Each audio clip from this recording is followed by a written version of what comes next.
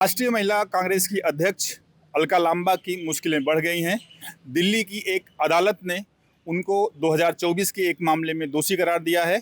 इससे उनके सियासी भविष्य पे क्या असर पड़ेगा, कितना मुश्किल होगा, इससे क्या सज़ा हो सकती है और पूरा मामला क्या है, इसको समझते हैं अपने सहयोगी गौरव वाजपेयी से। गौरव, पहले तो ये बताओ कि मामला पूरा क्या है ये? सर, ये मामला 29 जुलाई 2024 का है। ये महिला आरक्षण के समर्थन में कांग्रेस की जो महिला इकाई है वो प्रदर्शन कर रही थी जंतर मंतर पर।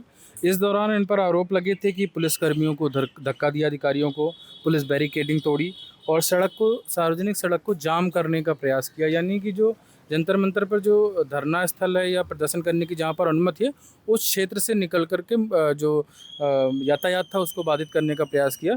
तो इस मामले में उन पर बीएनएस की जो धारा 132 है, 221 है और 223 ए इनके और 285 के तहत जो है मामला दर्ज किया गया था। सजा क्या हो सकती है अगर दोषी करार दिया है, जी। कोर्ट सजा सुनाता है तो कितनी तक सजा हो सकती है, क्या क्या सजाएं हो सकती है? बिल्कुल, अगर मैं बताऊं अपने दर्शकों को स्पष्ट कर दूं कि जो बीएनएस की धारा 221 है वो लोक सेवक को सार्वजनिक कार्यों यानी कि पुलिस को ऑब्स्ट्रक्ट करने को है। इसमें 2,500 रुपये तक का जो है जुर्माना लगता है और 3 महीने तक की सज़ा हो सकती है। जो सबसे मतलब कि जो सबसे गंभीर है वो धारा 223 ए है, लोक सेवक द्वारा लापरवाही यानी कि सरकारी अधिकारियों के साथ जो है मारपीट या उस तरीके से है, उसको हिरासत के लिए जिम्मेदारी यानी उनका बंधक बना लेना, उनको घेर लेना, इन चीज़ों को लेकर के उसमें 2 साल तक की साधारण कैद का है। और अगर मैं जोड़ दूं इसमें कि जो राजनेताओं के लिए बहुत अहम है कि अगर आपको भारत की कोई भी न्यायालय 2 साल तक की सज़ा के लिए आपको अगर दोषी करार देता है, आपको 2 साल तक की सज़ा सुनाता है, तो आप अगर किसी भी सदन के सदस्य हैं, आपकी सदस्यता तुरंत ब तुरंत निरस्त हो जाती है, ख़त्म हो जाती है।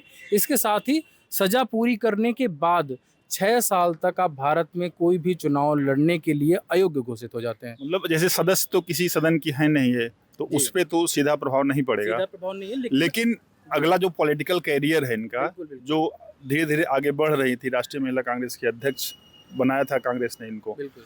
तो जो पॉलिटिकल जर्नी है इनकी, उस पर स्पेशली चुनावी जो वो है फील्ड है, उसमें हो सकता है कि कुछ दिक्कत हो सकती है। देखिए, एक तो पहले तो आपको कानूनी चक्करों में आप कानूनी फेज़ में फँस गए हैं। अभी आपको यहाँ से ठीक है, आप इस लोअर अर्ज़ी कोर्ट है, फिर हाई लोअर कोर्ट। कोर्ट है, फिर आप सेशन जाएँगे। अभी सेशन भी बाकी है, चूँकि ये एसीएमएम की कोर्ट है और उसके बाद आप सेशन पे जाएँगे। सेशन के बाद अब लगातार आप कानूनी पचड़ों में फँसे हुए हैं। दूसरी चीज़ है कि चूँकि दोषी करार हो गया है मामला अब। जब दोषी करार हो गया तो अब अगर सेशन कोर्ट सज़ा पर रोक नहीं लगाती है, सज़ा पर मतलब पूरी तरह से स्थगित नहीं करती है, तो आगे अभी आपके पास कोई भी अवसर नहीं बचता है अगले 8 साल तक।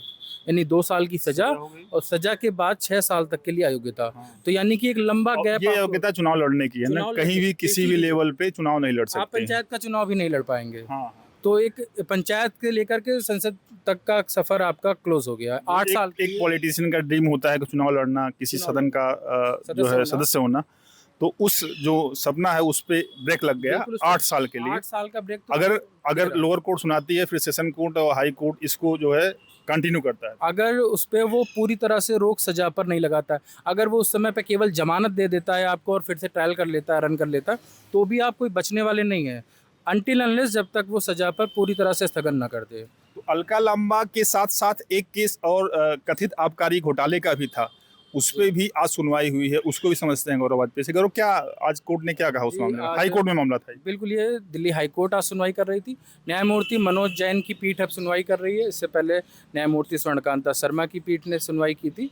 जब पिछली सुनवाई हुई थी तो न्यायमूर्ति मनोज जैन ने सीबीआई को ये निर्देश दिए थे कि जो तीनों पार्टिसिपेंट हैं, तीनों जो आरोपी हैं, यानी कि पूर्व मुख्यमंत्री अरविंद केजरीवाल, पूर्व उप मुख्यमंत्री मनीष सिसोदिया और दुर्गेश पाठक, इनको ये सूचना दी जाए कि अब नई बेंच सुनवाई करेगी।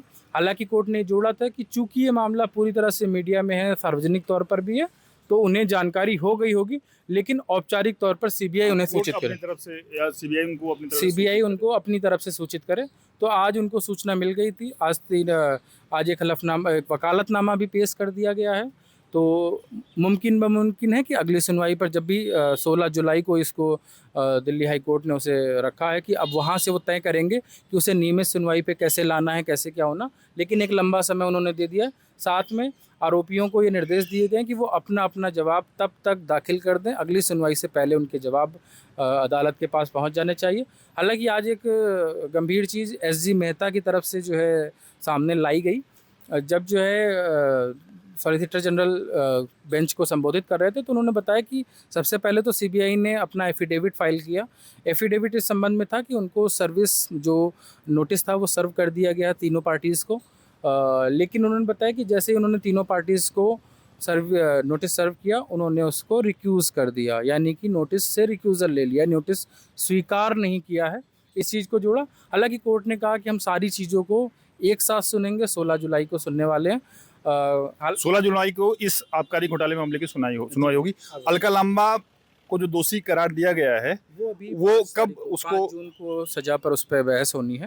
5 जून को सजा पर बहस होगी, उसके बाद शायद एक और तारीख लग सकती है, लेकिन 5 जून से उनकी सजा पर बहस शुरू हो जाएगी। दो बड़े पॉलिटिशियन दिल्ली के अलका लांबा और पूर्व मुख्यमंत्री अरविंद केजरीवाल, दोनों कभी सहयोगी रहे हैं, एक दूसरे के साथ साथ पॉलिटिकल जर्नी की थी, लेकिन अलका लांबा अब अलग होकर कांग्रेस के साथ चली गई, राष्ट्रीय महिला कांग्रेस की अध्यक्ष हैं। उनकी मुश्किल अभी ज़्यादा है।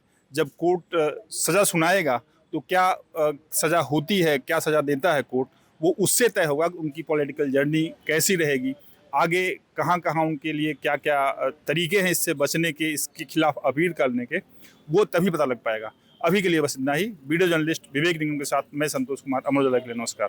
आपके राज्य की खबरें, आपके शहर की खबरें सबसे पहले जानने के लिए देखते रहें अमर उजाला। चैनल को सब्सक्राइब जरूर कर लें और पाएं हर अपडेट।